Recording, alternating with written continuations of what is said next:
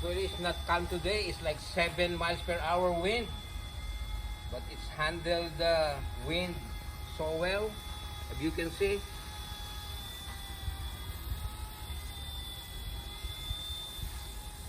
One of the stable helicopter out in the market now. So it's up to you if you want to buy it, so prepare for landing.